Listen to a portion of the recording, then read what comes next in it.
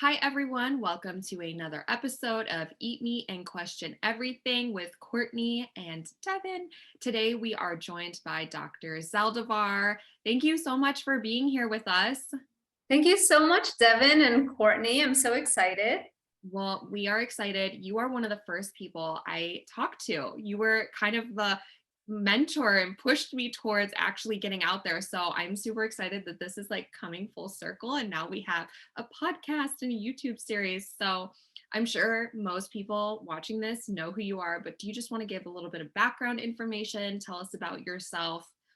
Sure. So I'm currently a nutrition professor at Miami-Dade College, but mainly I'm a content creator on YouTube and Instagram. A lot of my content centers around the carnivore diet, which is the complete opposite of what I was taught during my traditional training, getting my bachelor's and my master's in nutrition and dietetics, becoming a licensed dietitian, and then even throughout getting my doctorate in exercise physiology at the University of Miami, it was like the complete opposite of what I ended up realizing is the reality of what the human diet is supposed to be. When it is not affected by the influences of the food companies that are in bed with the Academy of Nutrition and Dietetics and a lot of those large organizing bodies that unfortunately influence traditional academia, and brainwash the dietitians and the exercise physiologists before they unleash them onto the world. So yeah, that's basically what I do, mainly a content creator. I see clients a lot for weight loss and carnivore diets, not necessarily always carnivore. I have a lot of clients that don't necessarily want to be strict carnivore, but I would say my main focus is helping people who really have struggled with weight loss in the past finally break through. What else do? I do so many things I forget, but I guess this is a good little intro. Yeah, I have a question about school because I always think this is so fascinating. Were you questioning or had doubts like the entire time you were learning, or were you on board with everything and then afterwards you're like, I think there I already knew about how paleo diets were. I was able to clear my skin because even when I was 18 and I had just started my bachelor's in nutrition, I was also going through every single dermatologist on the planet and going through every single acne treatment. Nothing worked until I did my own research and came across the book The Acne Cure by Dr. Lauren Cordain, who is like so well known. He brought the paleo diet to common, like he brought it into like he popularized it by writing books on it.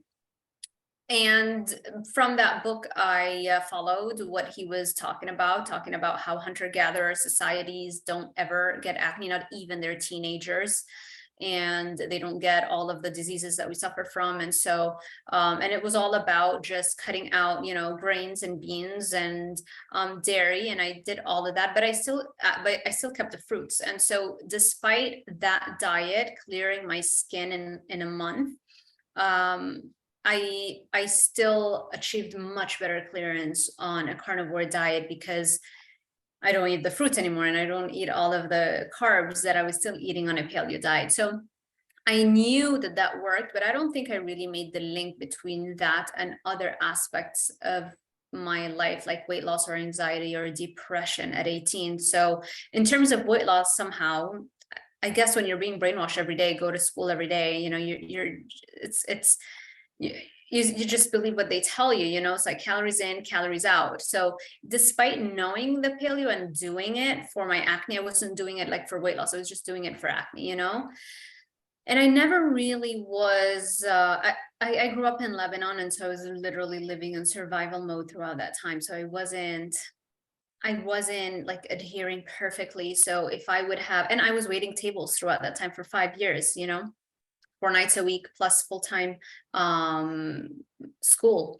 And so it was a lot on my plate. And so I would always blame myself. It's like, yeah, 2 o'clock, we're, at night and closing up the restaurant, and there's this this cake that nobody ate, and we're all like demolishing it at the end of the night. And so I never looked at that as, oh, the diet that I'm following doesn't work. It's just that I don't have the discipline because I have so many things on my plate. So it was never, I never made that link. It wasn't until I moved to Miami and I stopped living in survival mode, and I became a little bit more able to focus on the weight loss thing, and realizing that, wait a second, there is no more excuse. I'm doing everything by the book, and yet I'm still having cravings, the brain fog, so many things that eventually that's how I finally figured it out, Okay. Yeah, I love that. Paleo was kind of my intro into paying attention to foods too, like 12 years ago. That's a whole other story. Yeah. I I feel like a lot of us, I'm sorry, Devin. go ahead. Oh, I was saying that I feel like a lot of us start with paleo. I think this is why when people hear about the carnivore diet now, they're like in a state of shock, and we don't realize it because we transition maybe gradually. Like for me, it was like paleo first, and then I was struggling with anxiety, and it was like, ooh, high fat helps with your brain, so let's do keto. And then from there, still having veggies and stuff. And so then it was like, for the sugar addiction, the food addiction, carnivore is even better. So it was like a very long progression. And so I guess now I can, when I think about it like that, I can understand how people feel this shock of like, just meat, you're crazy, I get it. Yeah, I think almost every person we've spoken to has pretty much evolved from paleo to maybe just lower carb to keto, and then to ketovore, and then finally they're so, well, I feel so good, I'm just gonna go all in. But I think it's so funny that people are shocked by these, fad diets, because my family had really bad food allergies. So paleo was just kind of standard protocol. We didn't do, whole grains, because my mom and my sister are really allergic. And Courtney gets a little pushback on TikTok, especially because people are like, well, you're demonizing whole grains. And it's like, well, I grew up in a household where that was just not, we didn't have wheat bread for a really long portion of time because my mom could not be around it. And so, I'd like to think out I turned out okay. And I just think it's really funny that people are shocked in kind of fad diet paleo, but so many of us started off feeling so good on paleo and then evolved to carnivore. And it's like, once you get that that feeling of feeling optimal, it's like, well, what can I do to make it feel better? What can I do to make it feel better? And you're willing to go to extremes because you just feel so good. So it sounds like everyone's kind of been through that. Yeah, that's true. Because it's like you've raised your standards for your health, right? When you go paleo, and then you raise it again with keto, and then you raise it again on carnivore. And we don't like to move back a step generally once we've raised our standards in any area of life. And so why would we ever want to go back, Yeah. Yeah. What was that?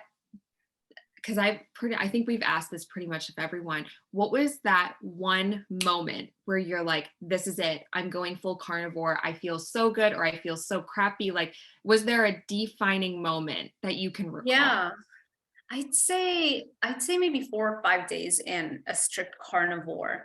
And by the way, I'm not right now like completely strict. I'll still have things like a protein bar, a protein shake, and like my audience knows I've done videos of what I eat in a day, and I show my blood sugar effect. It doesn't affect my blood sugar for now, which is great, which is why I keep them. But I've done periods where it's been like super strict, and it's like maybe third or fourth day in, there's like zero cravings, no cravings. And that's when it hit me. I was like, oh my God, now I get it. Now I understand the power. And now I understand why people have cravings, because when you don't have anything that's processed, anything that comes out of a package, then there's no trigger, right? Because anything that comes out of a package is generally made to hook you. for the most part. And so that means it's going to increase dopamine levels in your brain. After every high, there is a low. In that low phase, that's when you've officially entered the withdrawal period, which is when cravings are a symptom of that period, right? And this is when you have those cravings. So if you don't have that trigger, you don't go through that cycle at all. You're constantly level. And so you don't have those cravings. So yeah, I would say probably by the third or fourth day, maybe even before, I don't know. I just remember having that moment, you know, when it really clicked. It also happened when I did keto for the first time. By the 7th day, it was like complete clearance of brain fog. And it was like a light switch had flipped. And I was like, wow, is this how people generally live and then feel all the time? It was incredible. Yeah. Go ahead, Courtney. Go.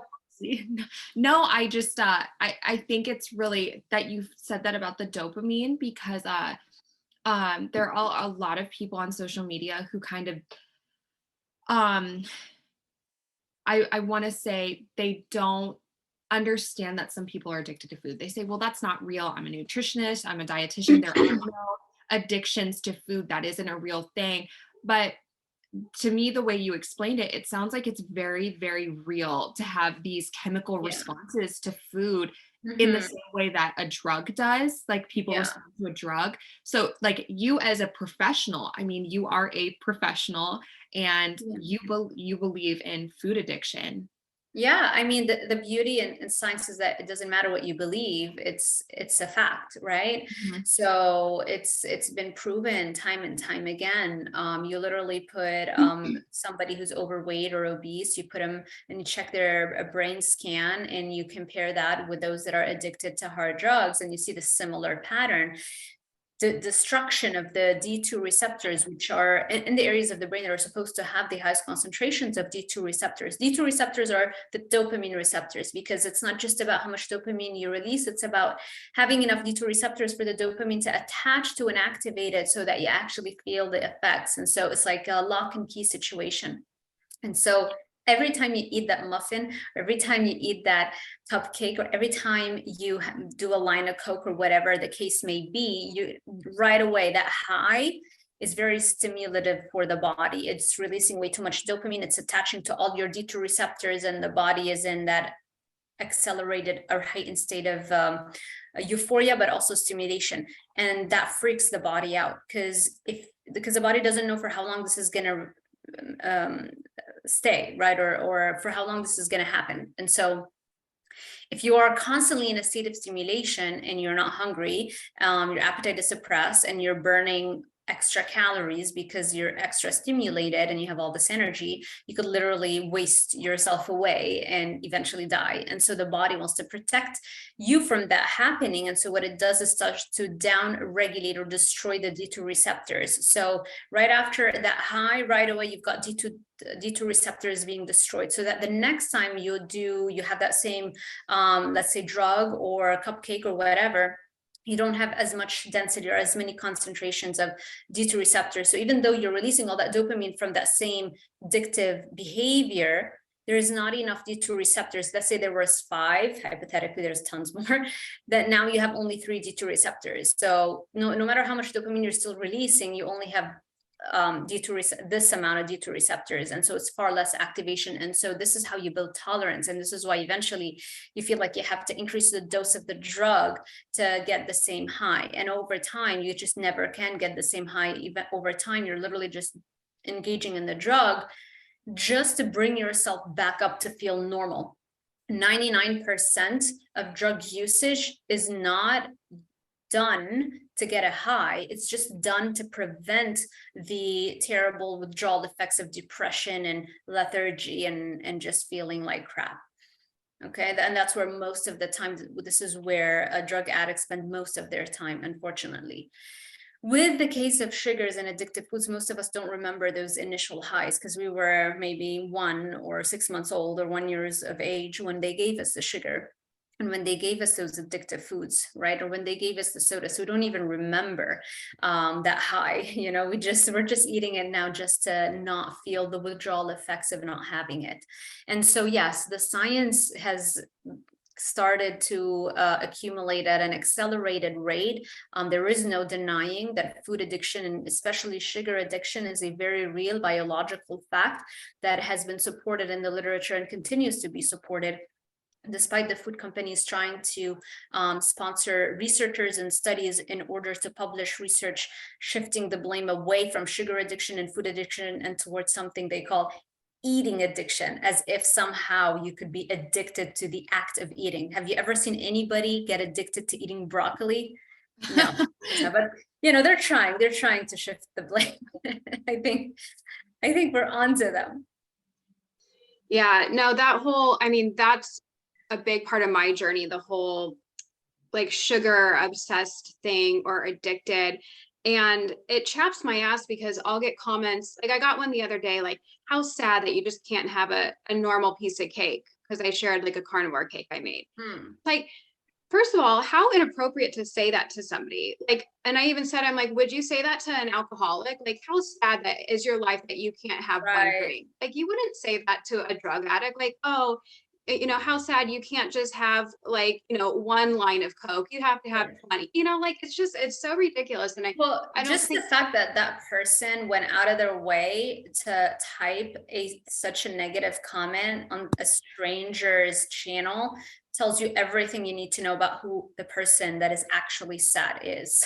Yeah. Like they just outed themselves. No, definitely. That part. Yeah. But it's like, I don't think people realize, like, okay, I could, if I wanted to, and I don't because my cravings are gone, but if I wanted to have a piece of cake, then sure, I could. But for me, that could be a slippery slope. Like I could go full on back into my old habits of eating all the things and binging. So it's like, for some people, it's just better to not have it on the table. And once you eat this way for a while, there are no desires. Like I was at a party last night and they had this huge, beautiful dessert table. And before I even went, like, I even just told myself, like, oh, if I want something, like, no big deal. I knew I wouldn't, but I just told myself, and I see it. And it's like the desire to have that is literally gone. I knew I had carnivore coffee ice cream waiting for me at home, and that was just good enough. But yeah, people need to understand that, it can be a slippery slope for some of it. Even fruit, even just having some fruit messes with my hunger cues, and I will go and probably have way too much fruit than like I would need to, just getting that sugar like fed to me. Yeah. How long did it take you to feel this switch as well, and like not really having that desire as much for carbs and sugars? Well, I actually started more of like animal based. So I was still aware of my carbs. I was probably still under 50, 75, but I did that for 5 weeks. And then I noticed that even after like a big day of eating, like I probably had at least 2,000 calories of ribeye, that I would have some berries and I would want more. So I wasn't even hungry. I just wanted them. Yeah. So yeah, I dropped that quickly. Once I realized it wasn't working for me anymore, it was fine in the beginning, but yeah, so that was probably like 4 months ago now.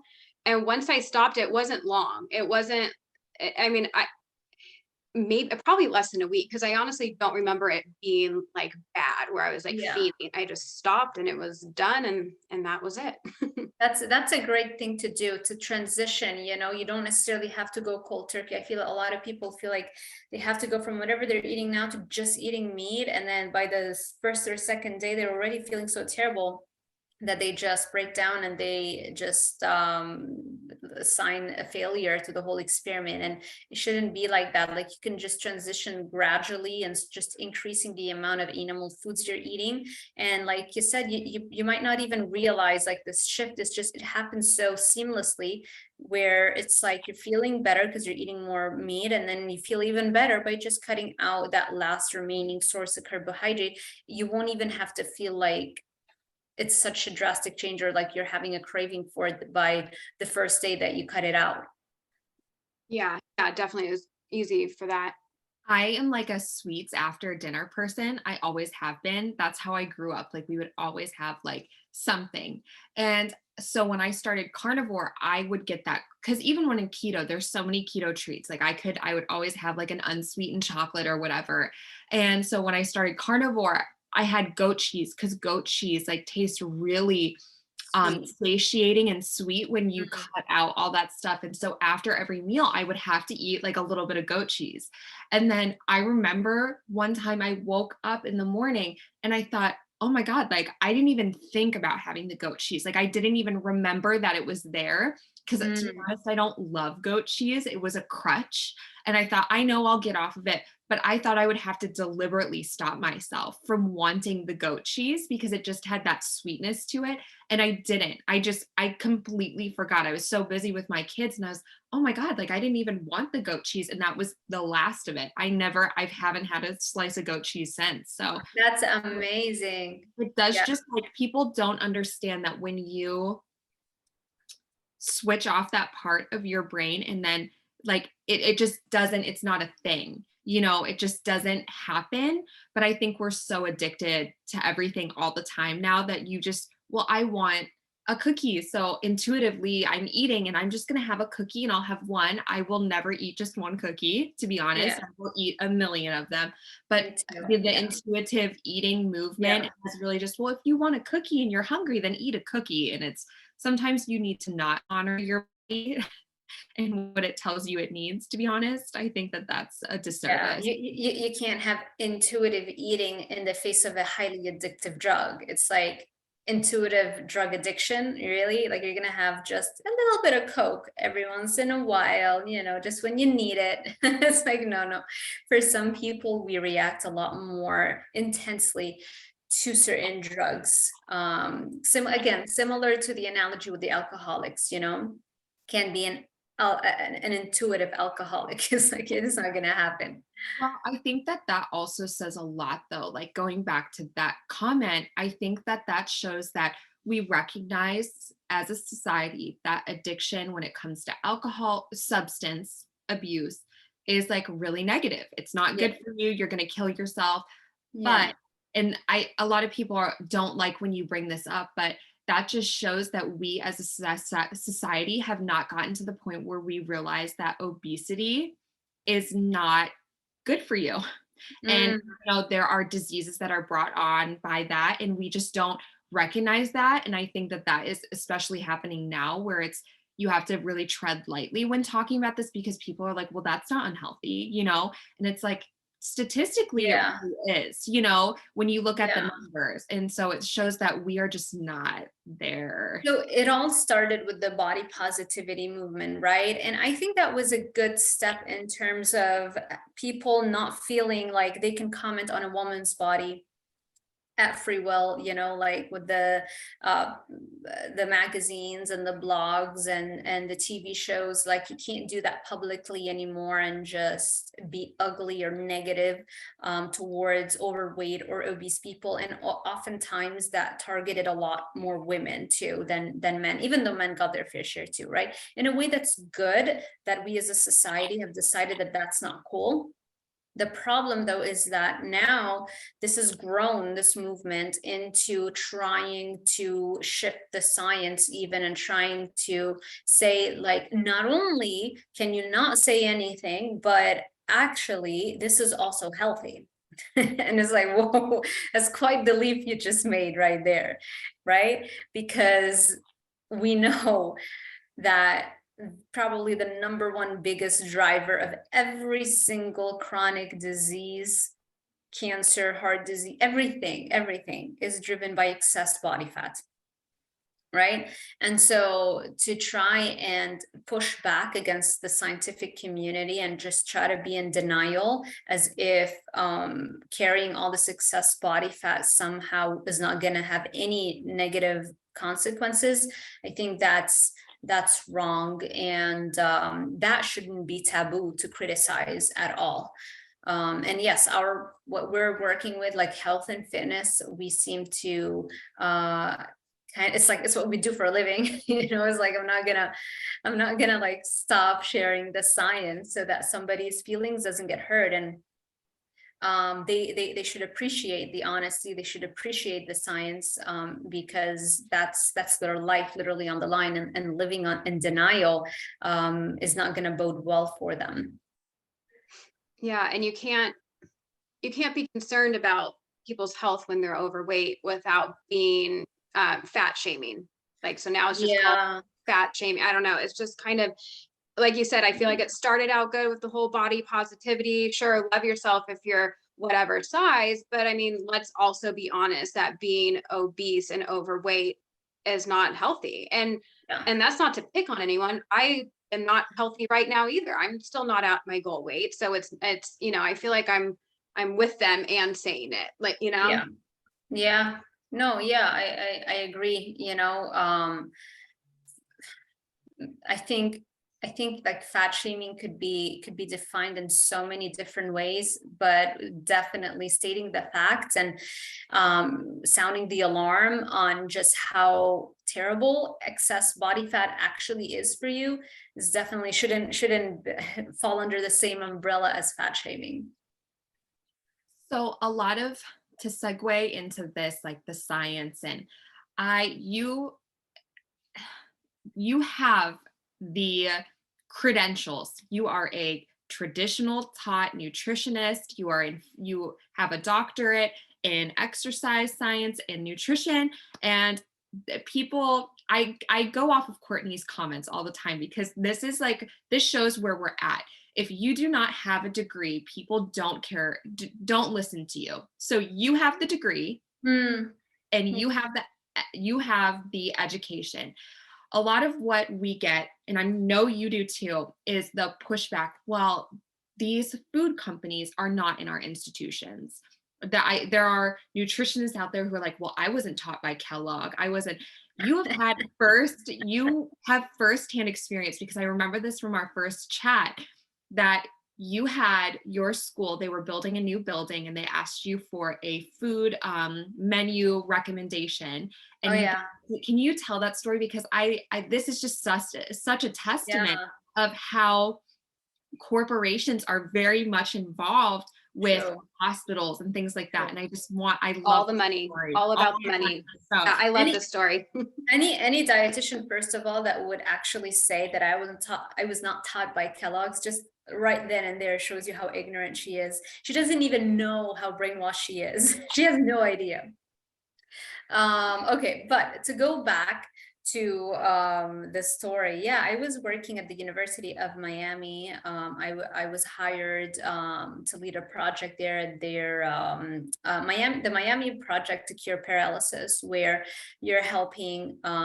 They do all kinds of studies with paralyzed subjects, and they were building this new. This was right before the pandemic hit.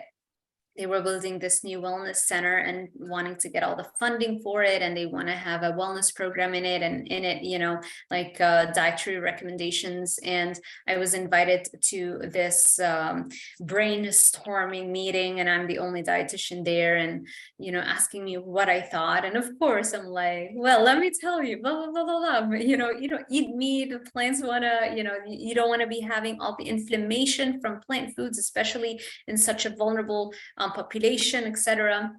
And not even during that meeting, even before that, I would like talk with the guy who was heading the project all the time, like he knew. And even in the meeting, you were talking even more about that. And then finally, it was like they just went with the Mediterranean diet, and I was like, you know what, just be honest with me, because, you know, I drove all the way. I wasn't even supposed to be there that day, you know, drove all the way and, you know, wasted 2 hours of my life on that meeting. And then, you know, all of that, my time, I treated like liquid gold, you know. I get pissed off when I do things like that, and there's nothing in return.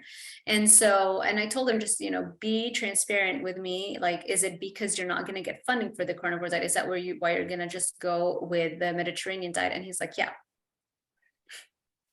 You don't get funded, you don't get the money if you just approach them and say that we want to, you know, promote or recommend what we believe is the optimal human diet. You're not going to get funding for it. You only get funded for the things that have already been published, and most of the studies seem to be done on Mediterranean diets. The vast majority. This is like the love baby of the nutrition field. Mediterranean diet is like the best for everything. Despite, I guess, all of us having been on it. I mean, I grew up eating a Mediterranean diet. I grew up in Lebanon. It was like during the unhealthiest time of my life. So and I wasn't, it wasn't like a junk food material. I ate like a real thing, my mom cooked every day, even on the weekends we'd go be with family, and it would be more tabbouleh and more hummus and more olive oil and more fish and all that kind of stuff. So yeah, I did it right. So yeah, this is the problem. It's all about how you can get funded and how you can keep your lab afloat. And very, very few researchers have the courage to go outside of that and write a grant that would actually bother to study the carnivore diet. Because as of right now, we have like just one that was published by Harvard. I think they're working on the second one.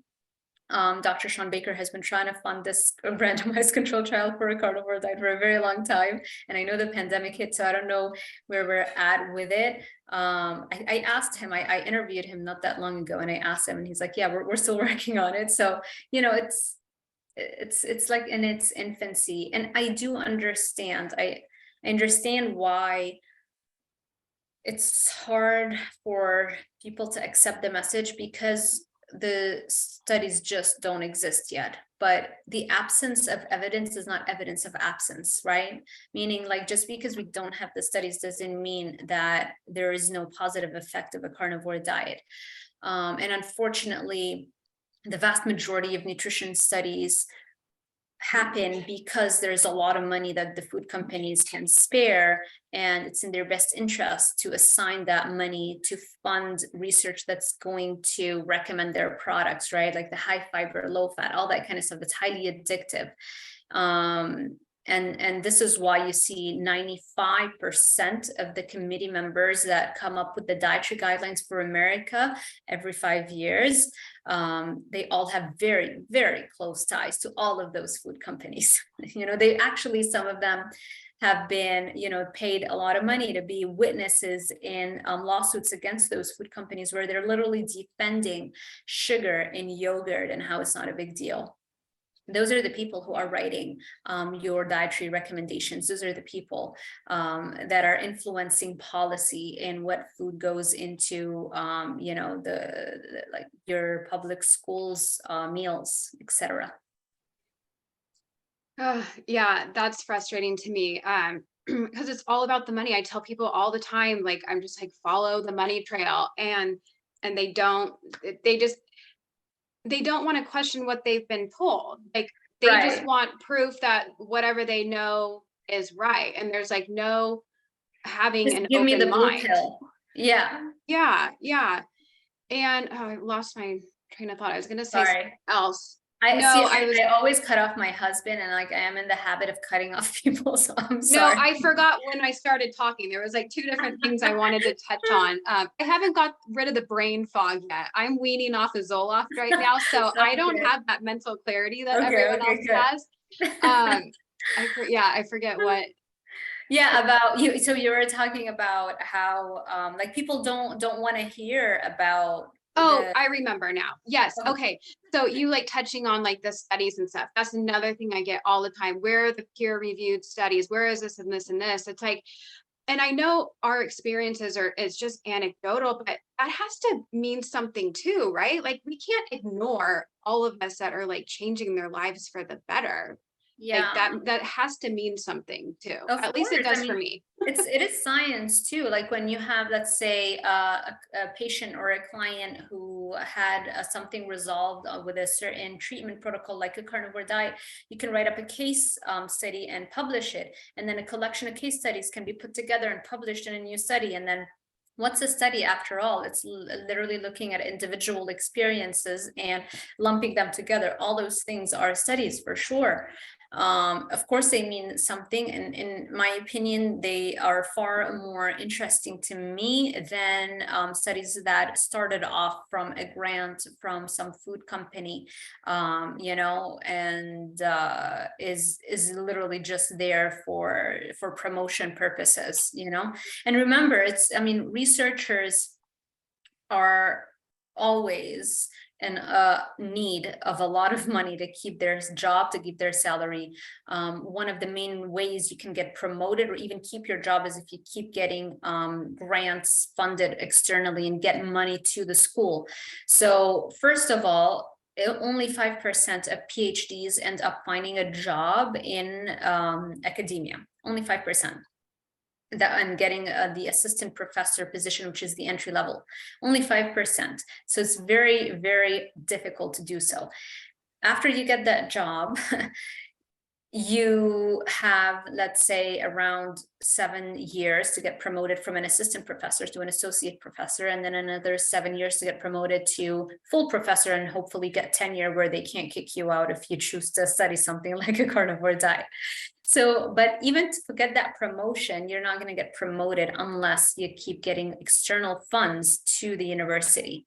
So when you, and so you get that job, okay, great, you're working your butt off and you start writing grant proposals. 90% of grant proposals are rejected. So it's also very difficult to get that money. When you do get that money, you are very aware that hopefully this can be a long-term relationship with that company, right? And so you're going to be very careful about the structure of your study, the scientific study that you're going to come up with, what the hypothesis is, what are the tests you're going to use to look at the results, all those things. Everybody likes to think that, you know, researchers are those perfect humans that are not influenced by any form of bias. And that's just not have been my experience at all. At the end of the day, you want a roof over your head. That's like first and foremost, the number one thing you want, right? And so for that reason, the vast majority of scientific studies done on nutrition studies seem to just kind of like repeat the same thing, that a low-fat, high-carb diet is better. And they always look at that diet versus somebody literally eating crap, like a junk food diet or standard American diet, because you always know what the results are going to be. You know what's going to happen. It's like, great, fantastic, let's write another grant now, maybe they'll give us more money. That's unfortunately how it goes. You know, it takes so much for somebody to go against that and you know, study a carnivore diet. Who's going to fund it? No one benefits from it except for the person Exactly. doing it. Yeah, Messed up. there's no, I mean, I know that everyone likes to say that the meat industry has deep pockets. I don't know where that comes from, because like I just see a lot of farmers and milk farmers on social media, and they're like, I don't know where they think this comes from. Exactly. Like I've interviewed them on my channel. They're barely hanging by a thread. I know, and even the big ones, like the mass producers, they're like, I don't know where this is coming from. So I don't know where that the meat industry, and I also think you can see it in mainstream media. You don't see anyone promoting milk drinking anymore. That's like a thing of the 90s or early 2000s. You see them promoting processed vegan meat alternatives. So that to me is just like, I don't see anyone promoting in the mainstream media promoting a heavy meat-based diet or even dairy at all anymore. Yeah. What do you see them marketing? The vegan alternatives to meat. So I just don't know where that comes from, the assumption. And you are in the industry as well. And are you seeing any promotion of, hey, let's let's get that meat out there? Like, no, they don't have that profit margin to be able to promote the meat, you know, let alone fund studies. And just look around you. I mean, 80% of us are either overweight or obese. And even the ones that aren't overweight or obese, they're still generally buying the addictive foods that have a higher profit margin, right? So like 99% of Americans are eating foods that are highly addictive, that have a high profit margin. And so those are the companies that are actually making the money. Those are the companies that actually afford to give researchers some extra cash, you know?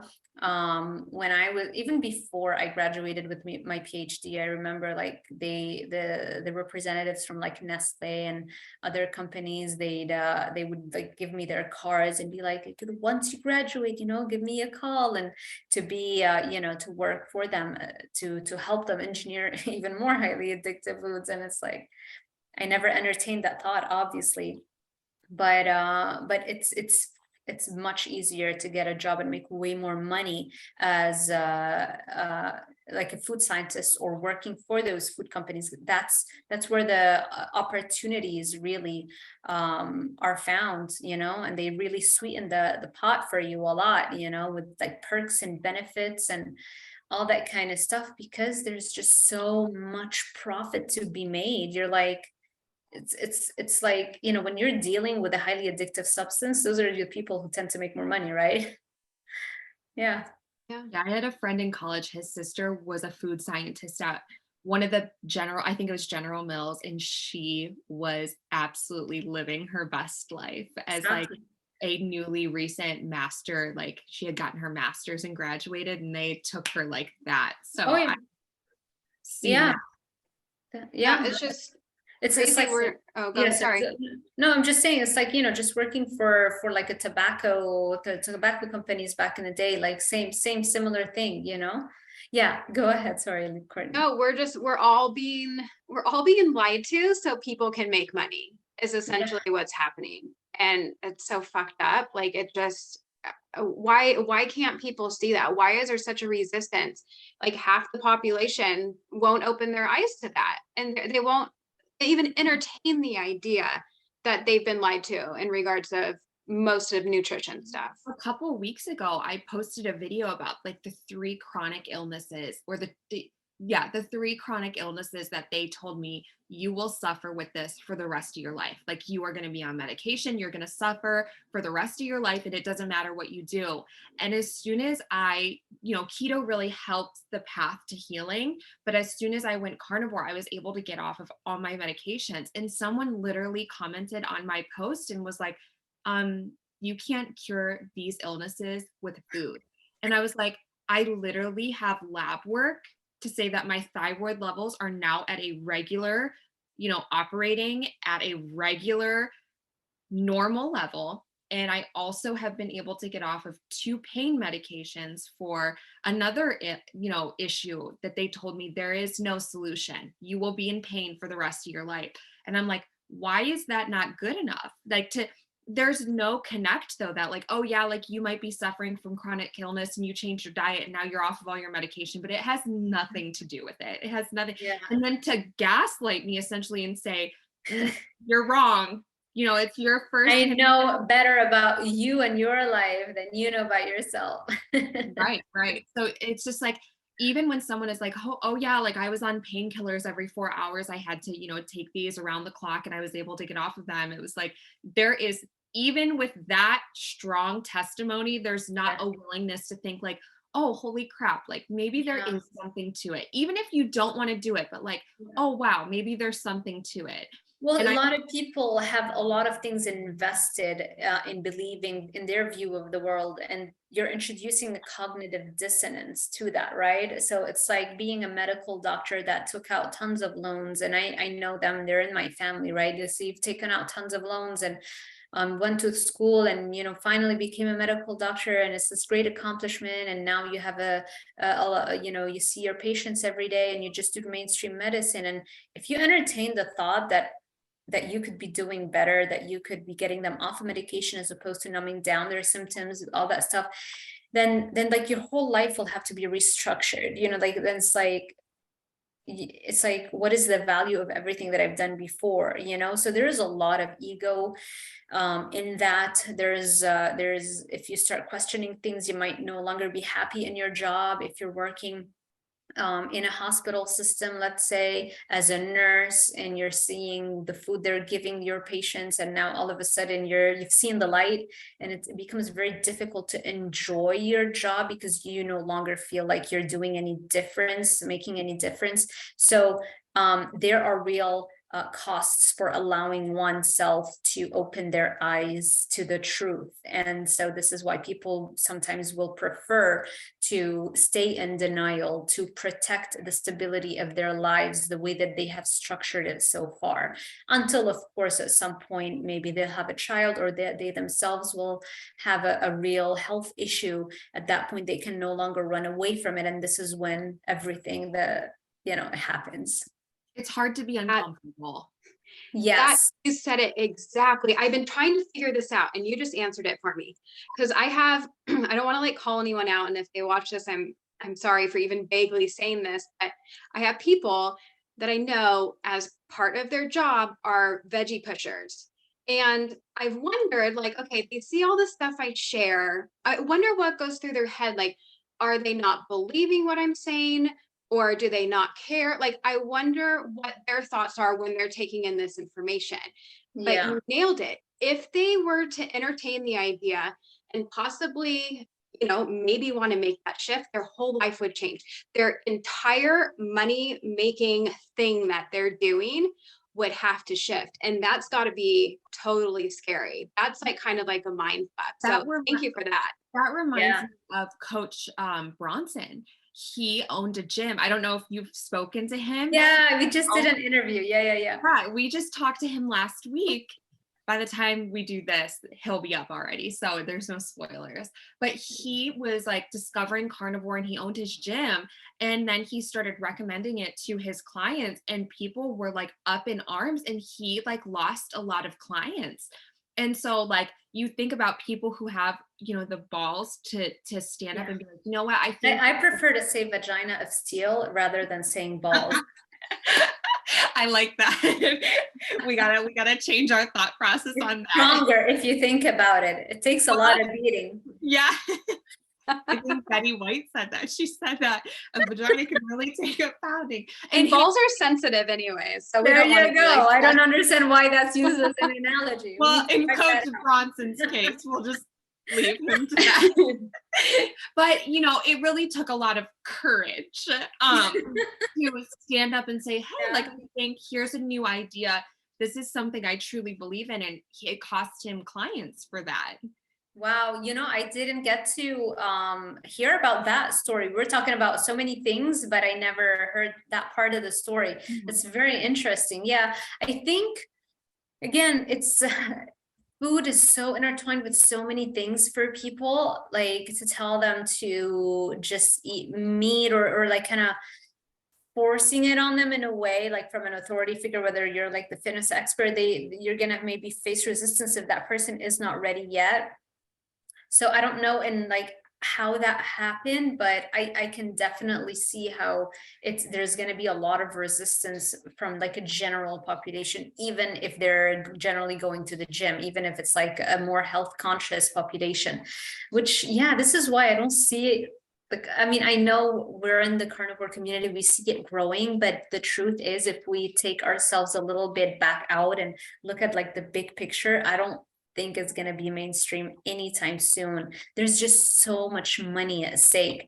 There's just too many food companies making way too much money, too many junk food restaurants and fast food restaurants that have so much money to try and fund a lot of the resistance content, So I don't know. I want to be optimistic. I generally am a very optimistic person. I think Yeah. I agree.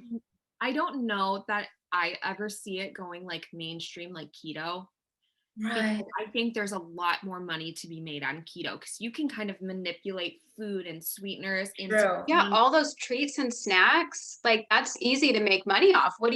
So easy. I mean, it's hard in carnivore. You just have like the snacks and the crisps and stuff, really. Right. The crisps and the bar. That's all I know about. The penican, that like carnivore bar. Yeah. Yes. But like, have you had it? I don't love it at all. She doesn't love it. Mm-hmm. What about Evan?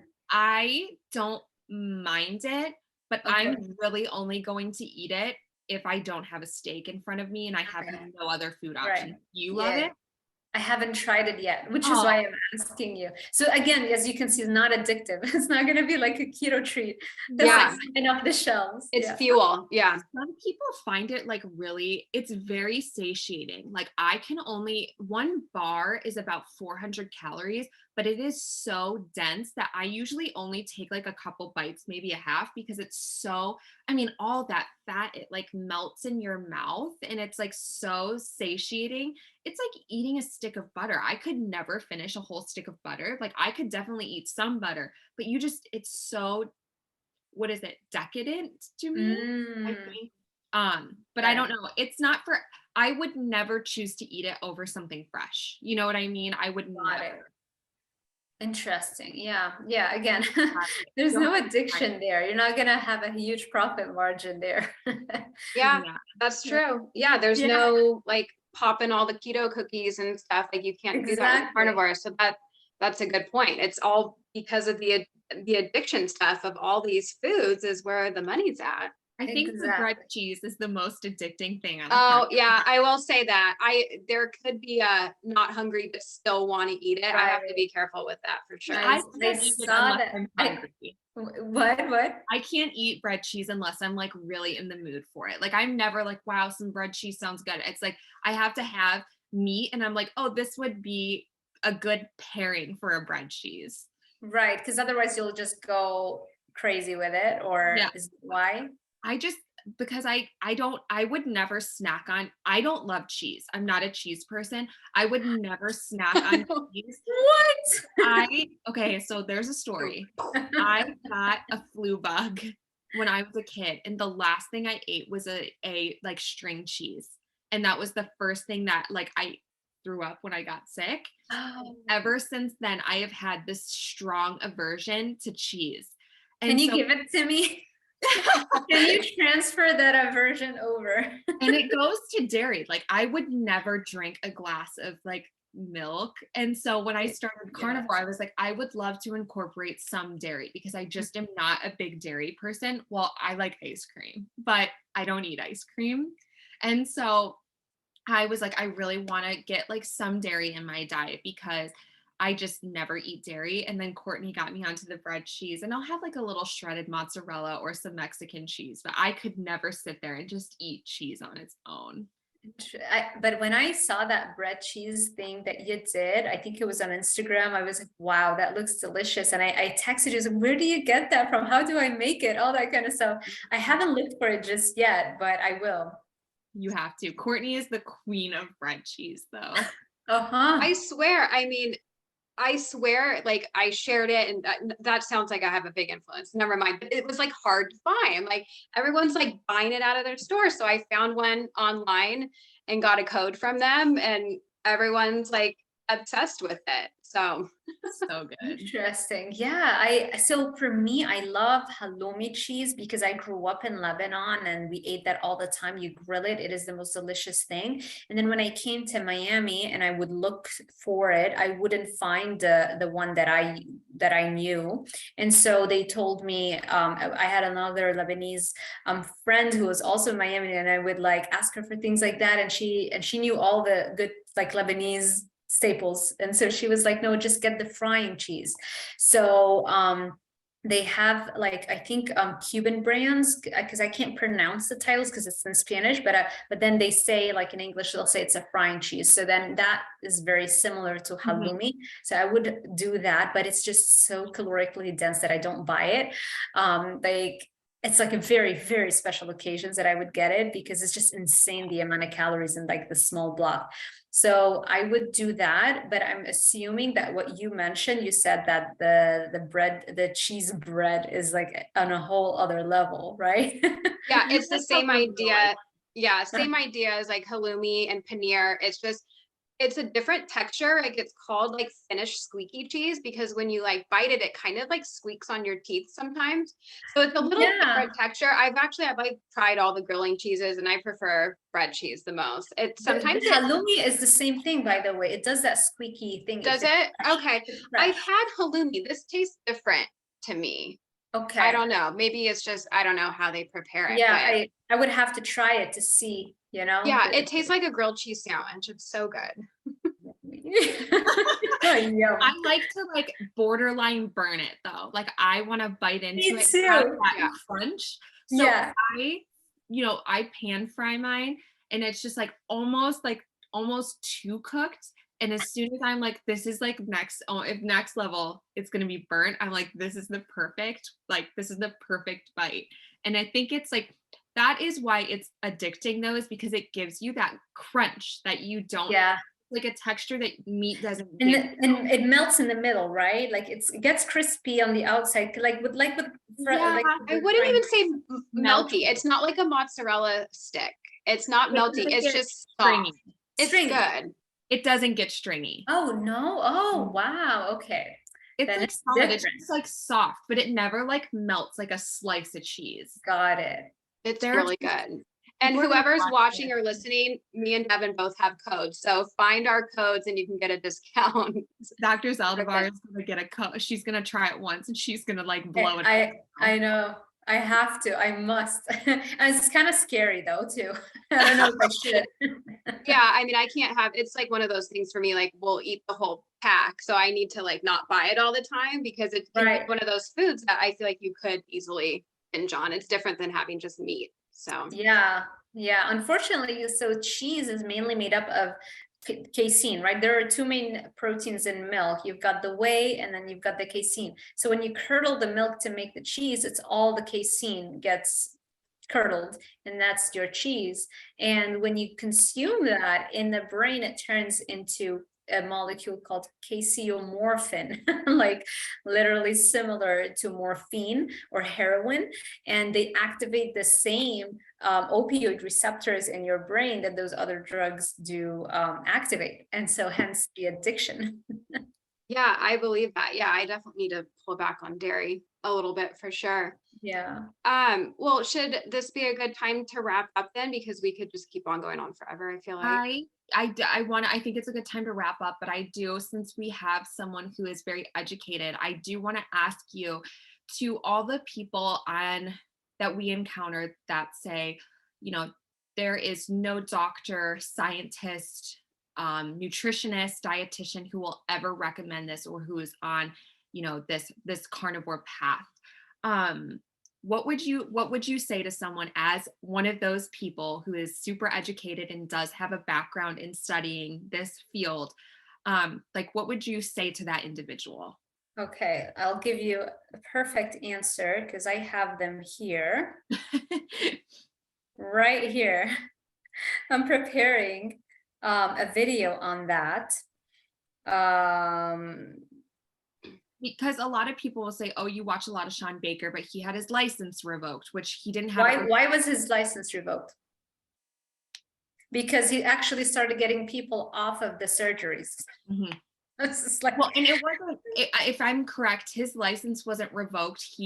They kind of put him on said, hey, we're thinking about it. And he's like, well, go ahead and take it. And then after his, they did some background investigating, they actually gave it back. I thought it was reinstated. Yeah. If he wanted to, he could. Yeah, I think it just happened for a while, but at that point he was like, why don't I just go towards what I really want to do and focus on writing the book and all that kind of stuff. Okay, I can't find the note very quickly on Evernote, so I'm not going to waste our time trying to find it, but I do have them all collected. Basically, every earlier adopter and recommender of the carnivore diet was a physician, and that's how it started. They've written books, they've treated thousands of patients with a carnivore diet. They've all been physicians, and it's just that Dr. Sean Baker is like the modern physician that's written a new updated book on it. But I mean, you go back, there are instances before that of physicians writing books on the carnivore diets that they have used successfully with their patients. And so, first of all, I'm an expert that is recommending a carnivore diet. Dr. Anthony Chafee is a medical doctor who's recommending a carnivore diet. There are countless people. I mean, we know them. They're in our community, right? Dr. Kiltz. Dr. Robert Kiltz, there you go. But regardless of the number of researchers you have to remember that it's not always about what we learned in school, because everything I learned in school was the wrong information. It was the information that trickled down from the Academy of Nutrition and Dietetics, who is largely working hand in hand with those food companies. I mean, those food companies are literally paying thousands of dollars to co-author brochures on healthy eating topics. Like, what? That the Academy of Nutrition and Dietetics puts out. I mean, it's a joke, really. The American Heart Association, the whole reason it exists and has any power or influence at all is because they accepted $1.7 million in the early 1900s from the PR firm of Procter and or the PR arm of Procter and Gamble. So Procter and Gamble had a lot of cotton seed as a waste product of cotton production. And they're like, what can we do with this waste product, this cotton seed, in order to make use of it? How about we turn it into oil? And how about we find a new market for it, like the food market, and try to have people buy it as a healthier alternative? And so they're like, who is our competition? It's what people were eating, which were animal fats, back when heart disease was almost non-existent. So it's like, let's get an authority figure like the American Heart Association, which was such a tiny little organization. They weren't even on the map. Nobody even heard of them. Let's get them, give them the millions of dollars. And in exchange, what the American Heart Association started doing, they started touting the benefits of cottonseed oil as a healthier alternative to real animal fats that we ate for 99.99% of our existence, when we never had any of the modern chronic diseases that we suffer from now. And then what happened? Rates of heart diseases skyrocketed among so many other diseases. And so those are your authority organizations. Those are the people, those are the large organizations. Just because they accept all this money, they tend to have more influence because of all the money they're accepting.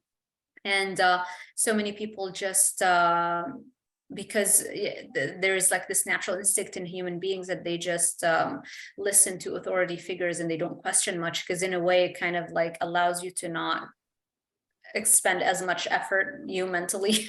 So it's easier to just say, this is what the experts said.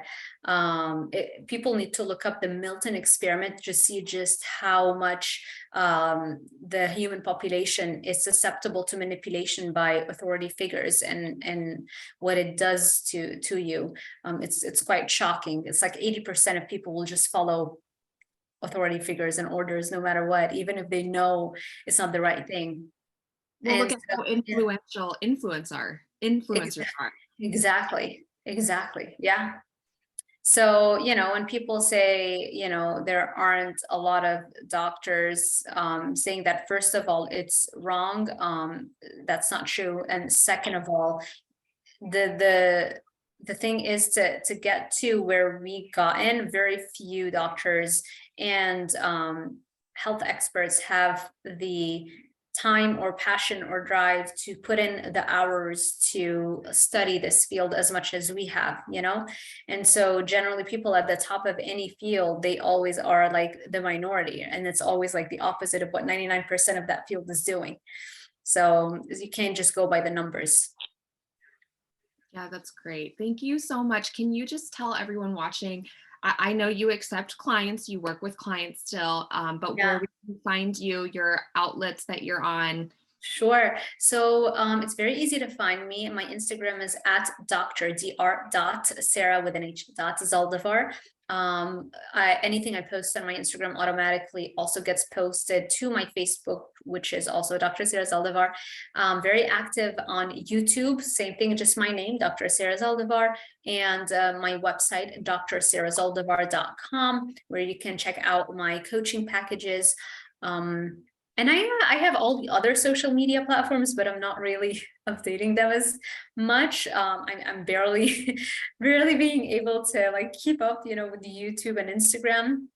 And so eventually, though, everything else will get updated, and it's just, put my name and you'll see me on all the other platforms. But for now, I would say it's YouTube and Instagram and Facebook and my website. Perfect. Well, thank you so much for being here with us today. Yeah. Awesome. Thank you. Yeah. It was so awesome. I'm excited for everyone to hear this one. So thank you. We'll talk soon. Thank you so much, Courtney and Devin. Thank you for having me. I had a fun time, and I'm so happy to see you grow in this community. We need as many people as we can get our hands on. So, you know, I already can see the growth happening, and I'm just so happy for you. And thank you, everybody, for joining us today. I hope this was entertaining and educational at the same time. And yeah, that's it for me. All right. Thank you. Goodbye.